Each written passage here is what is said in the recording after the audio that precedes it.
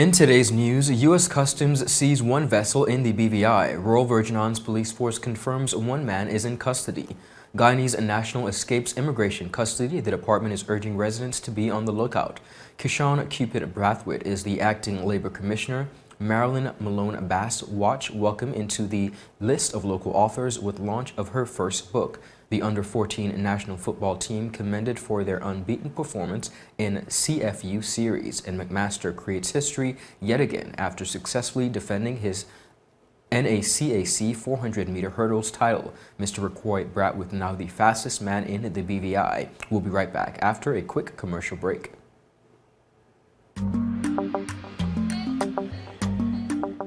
Yo, everything good, Dad? Aye. This thing got me one way, Daddy. What do you mean?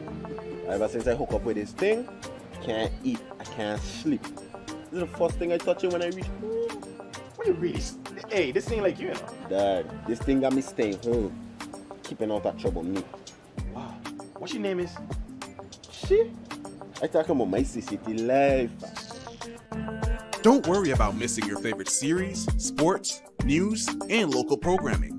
Come to CCT today and sign up for CCT Live to access over 80 channels. CCT Live. Bring it home. 1 month free trial turn into 5. 5 months turn into, well, you know I huff. I watching ball. I been watching football. Dad, Nickelodeon, Paw Patrol. I am hooked. Hook, I tell you.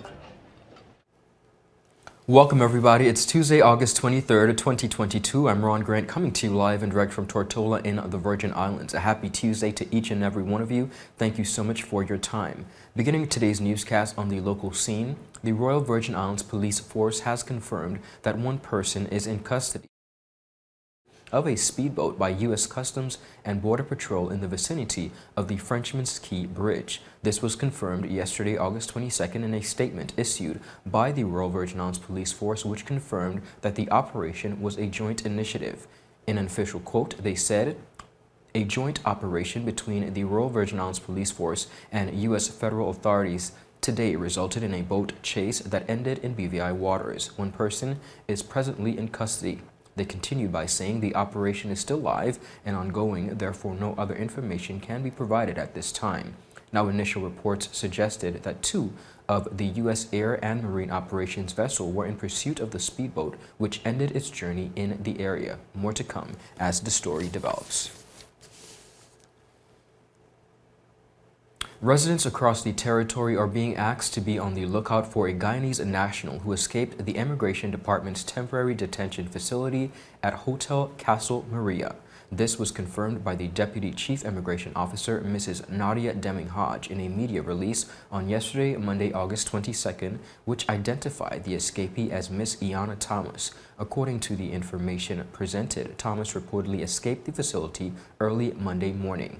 In an official quote, they said Ms. Thomas remains at large and a search is underway to recapture the detainee. The public is urged to be on the lookout and contact the Immigration Department in the event that Ms. Thomas is sighted, the Immigration Department said. Now, the department is urging anyone who has information on the whereabouts of Ms. Thomas to contact the Immigration Department at 468-4705, 468-4717, or 468-4715.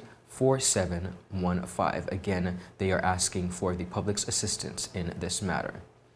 It has been confirmed by Minister of Labor and Workforce Development, the Honorable Melvin Turnbull, that effective yesterday, August 22nd, 2022, Mrs. Kishann Cupid-Braithwate has been appointed as the territory's acting labor commissioner in the Virgin Islands. Michelle A. Van Zandt McLean is presently out of office until September 15th, 2022. As acting labor commissioner, Mrs. Cupid-Braithwate will manage the Department of Labor and Workforce Development to ensure effective administration of the labor code. She will participate in the preparation, coordination, and administration of national employment policy and provide technical advice to the government as it relates to labor matters and the labor market. Additionally, Mrs. Cupid-Braithwate will be responsible for ensuring that the workplaces are maintained in a safe and healthy manner through the implementation and promotion of healthy, safety, and welfare policies, as well as through regular workplace inspections. As Labor Commissioner, she will also help to develop the Virgin Islands workforce to, of course, ensure that the legitimate employment interests of Virgin Islanders and belongers remain of paramount importance, among other tasks. Viewers, when 284 News returns, McMaster creates history yet again after successfully defending his NACAS 400-meter hurdles title, and Mr. Rikkoi Brathwaite is now the fastest man in the BVI after setting a new 100-meter record. We'll be right back after a quick commercial break. You value traditions. You value music. You value education. Family. I love you. Service. Thank you. You're welcome. Love. Life. At Popular, we're committed to you and everything our community values. For the things you value the most, count on us. Popular. Viewers, welcome back and thank you so much for sticking with us. Continuing on the local scene here in the British Virgin Islands, local top hurdler Kishann McMaster has once again completed another historic feat after successfully defending an additional 400-meter hurdles title, this time in the 2022 NACAS Open Athletic Championships in the Bahamas. Running out of lane 6, McMaster continued his winning ways, storming to gold in a time of 47.34 seconds. Second place went to American Khalifa Rosser, who ran 47.59 seconds, while his colleague C.J. Allen took bronze with a time of 48.23 seconds. The victory of McMaster comes on the heels of his recent performance in the Birmingham Commonwealth Games, where he successfully defended his title in those games as well. McMaster sailed to the finish line in a time of 48.93 seconds to take the gold in that event. In addition to that, local sprinter Rikkoi Brathwaite now boasts the title of being the fastest man in the territory of the Virgin Islands after dismantling the 20-year-old national men's 100-meter record in the NACAS Open Championships in Freeport, Bahamas. On Saturday, August 20th, Brathwaite, who is commonly recognized for his consistent dominant performances in 600-meter indoor events, ran his fastest ever men's 100-meter race at the Champions. Earlier in the day, Brathwaite qualified for the finals of the event after running the fourth fastest time in the preliminaries and the second fastest in his heat with 10.35 seconds. In the final, which was completed just hours later, Brathwaite, despite placing fifth in the race, ran a quick time of 10.20 seconds, breaking the 10.25 national record, which was held by Mr. Dion Crabb for the last 2 decades. That race was won by Jamaica's Akeem Blake in 9.98 seconds, while second and third went to America's Kyle King and Brandon Carnes, respectively. In addition to that, we're looking at, of course, despite finishing the Caribbean Football Union under 14 Challenge Series unbeaten on 8 points, the British Virgin Islands under 14 football team had to settle for a second-place finish in their group, which resulted in them missing out on a semi-final spot. The national team finished the tournament on 8 points with 2 wins and 2 draws that saw them finishing behind Anguilla, who only battered the BVI in goal difference, of course, with 2 more than the local boys. Now that goal difference allowed Anguilla to top the group's standing and progress as Tier 2 Group 3 winners, with the BVI placing second within that group. The team started off with a 2-1 win against the United States Virgin Islands, with goals from Othino Gillings and Blake Kirk. Draws against Turks and Caicos and Anguilla 1-1, followed with Gilling opening the scoring against the eventual table toppers. Now, the final game, viewers, of group play resulted in a 2-0 victory against St. Martin, with Tiandre Frett scoring from a long-range free kick. The other goal came from Michael Anson Finley. Speaking on the boys' performance was coach Cassandra Gregg, who remained upbeat despite the disappointment. She said in an official comment, and I quote, "I have had these boys for 5 years now, and as a coach, it was my job to get them prepared. We survived Irma and the pandemics, trained every day when we could, and despite all of that, we had a good build-up, including a trip to St. Bart's where we faced some strong opponents." She continued by saying, from the experience, the boys came back and worked even harder and knew that they had to do at the CFU Challenge. They kept telling me that they were going to the tournament to win. They played their hearts out, and in my eyes, they are champions. We're victorious, and I will always be champions. The team returned to the territory on Saturday, and on hand to greet the boys were Acting Premier, the Honorable Kai Reimer, who congratulated the team.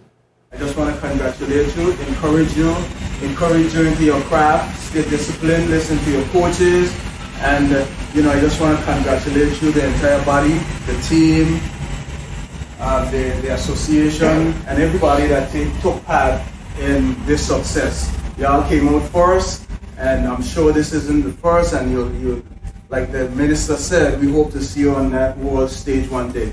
So on behalf of the government, on behalf of the Premier, on behalf of my colleagues as well, I just want to congratulate you. Minister responsible for sports, the Honorable Cherie B. De Castro, said she was also proud of the team's performance. We're truly, truly proud of all of you. We were following. Yeah, give yourself a applause.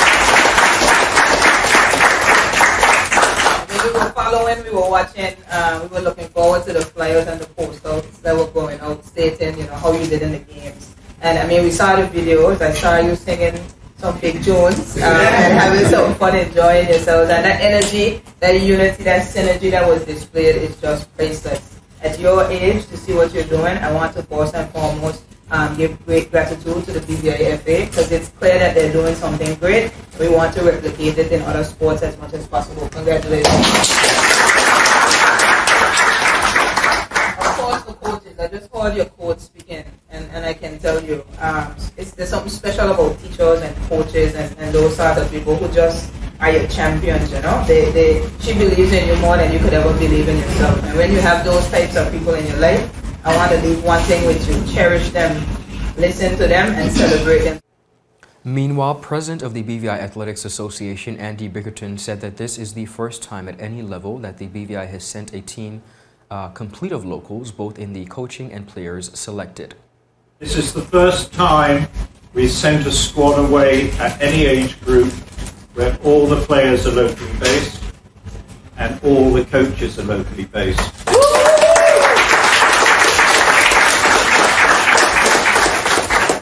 Because in the older age groups, obviously we've got boys that have come through the after schools program and then they've gone on for education or to academies. So we're actually very, very proud of that achievement, and it shows that we're making good progress.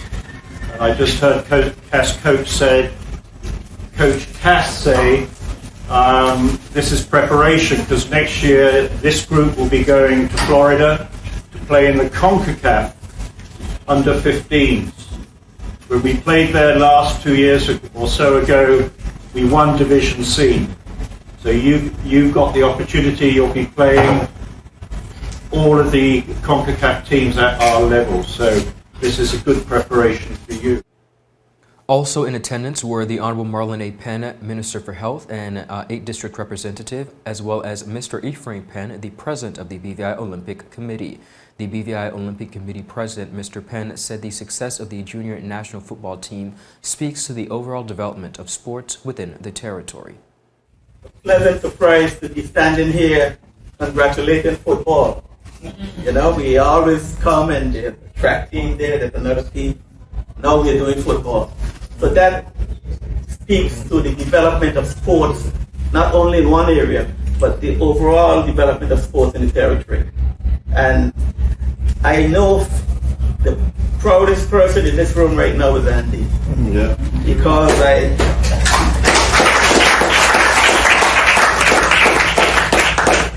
in the not too distant past, when I came to our way, we had to score 8-0, 10-0, and people are saying, but why are they going? But you see why they're going? Yeah. But these young people now reap the benefit of that. So it's very important that you have a long-term plan. And Andy has always preached that long-term plan, that long-term program. The team will be gearing up for the CONCACAF Under-15 tournament in 2023 with a team expected to be selected today, August 23rd. Viewers, when 284 News returns, Pirates and Synergy created softball history as they completed double sweeps to win the championships. And, of course, we have more with the local news. We'll be right back after a quick commercial break. Is business slow? Cash flow down? Hosting an upcoming event? We can help. Advertise with 284 Media and take your business or event to the next level by enhancing your present marketing and messaging strategies.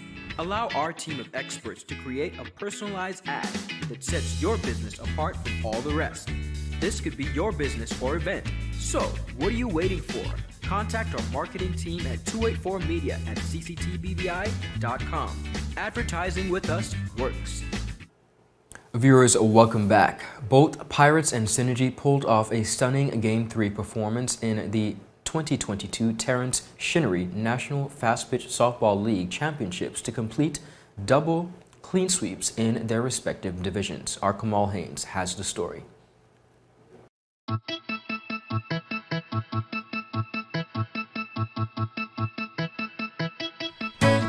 Playing at the E. Walwyn Bruley Ballpark on Friday evening in the first game, Pirates defeated Power Outage 11-1 in the bottom of the fourth inning via the Mercy Rule to sweep the series 3-0.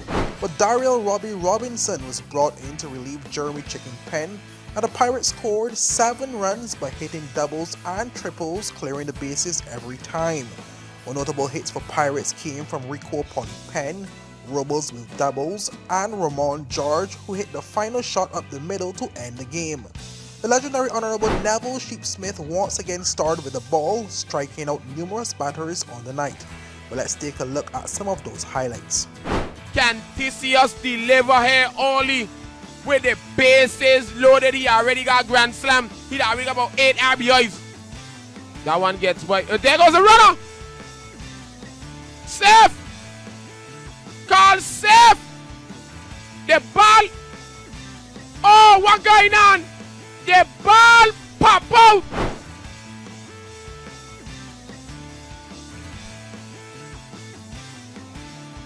So you go. Ball gets away, runner coming to score. Jeremy, that's a lash. That's a wait, who that is? Danny? Who hold on that Danny? Cheese and breathe. That's why they call it the hot corner. But when you're ready for the kitchen, he had a mitten hot down at the third baseline. Cheese and breathe. What a shot and what a... He had a mitten for the kitchen. Polly, first baseman, calls it and say have it. The defense of the Pirates showing up. Yeah. Aye! Cinco de Mayo. Got him! Struck him out swinging. Yeah, that's a shot out there by Bedford. That one looked like it. Off the fence. Off the top of the... But look at that cannon by Hull. They cut off. Bedford is in there with a triple. Sheep. Calwood.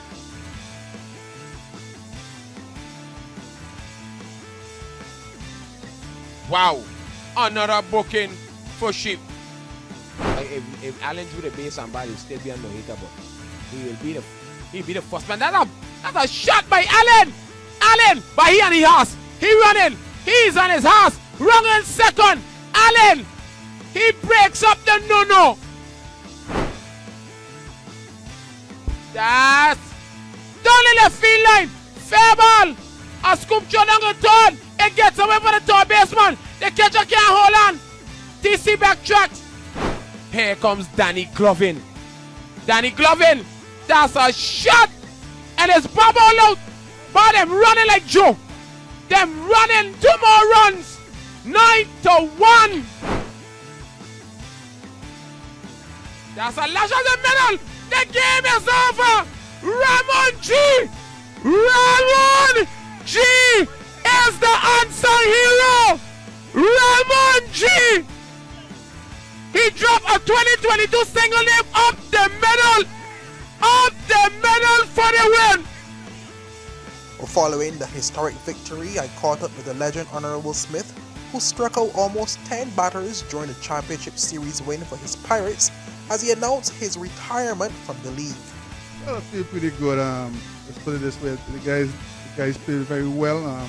Good team spirit and the bat. So I feel good about that. And you know, coming into the championships, there was a little slight defeat in that particular game prior to the championships. How was the feeling ahead of this? These finals. You know, were there any lack of confidence coming into the finals?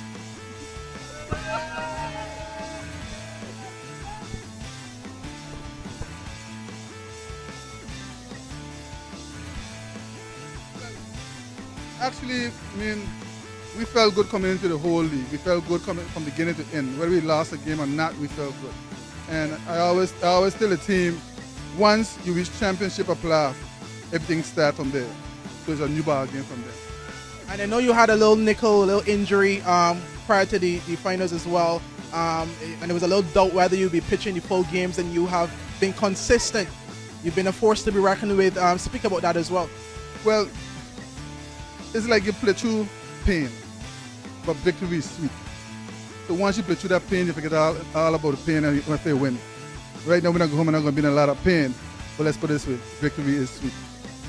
And it's the first time in 15 years, as you would have told me, you have returned to the Pirates. Speak about how it feels to return home and win. Well, I have to say like LeBron, I am home, and this one is for you. Okay, the 8th and the 7th district, this was for you. Feel real good about that. I mean, I feel great, and I really feel good about being home. It was long overdue, but I wanted to end my career back home. So I'm saying tonight, I'm letting everybody know, this is it for me. I thank you all. I thank everybody, the fans, the teams, the players. I thank you all for all the support you have given me all the years. But this time, it's for real. I'm finished. I'm gone. Thank you. I also caught up with Pirates captain Devon Benford, who said his side was extremely confident going into the championship series. It was inevitable. It was coming. Last year, the year before, it was always coming. If it ain't here, it ain't nowhere. This is what we do play for. This is what we compete for all the time. And you know, this championships, you know, it was not just any team. It was the defending champions, Power Outage. And I'm sure coming into this, a lot of persons had Power Outage to basically give you guys more of somewhat of a battle than just this easy sail to victory. Speak about that as well. Well, the people who had that to happen, them really weren't watching the game.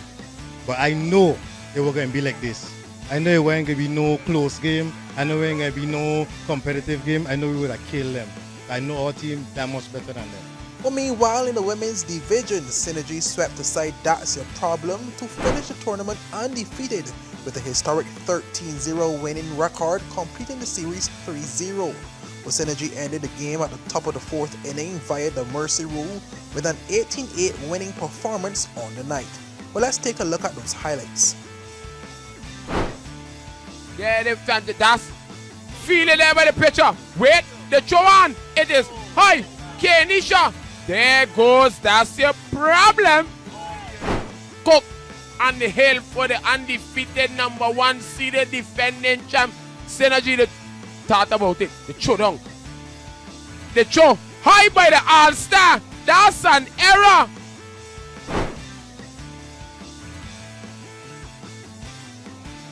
Shortstop sits on it. Makes the throw. The throw home. It is not in time. I think that's 4 now. For That's Your Problem. Buy them down 5-0 only. That's a high fly ball. Chloe out the crouch out the pocket, makes the put out. And that's a lash by the All-Star. That's a fair ball along the third baseline. She pushing it for double. Here comes Synergy. Chloe, that's a lash. That's a lot. That probably was a home run. Tracked it down by the center fielder, Dini. Chloe pushing. She going to third for 2 RBI. She going all the way to score. Here comes Catliff. Chloe. That's driven out there. Ken giving chase. Almost got a beat on it with a basket catch. She threw it away.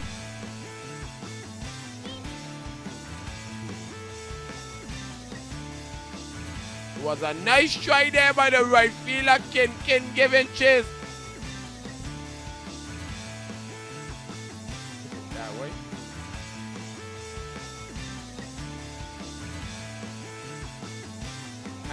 And Chloe come around the score. Marissa. That's Ken again.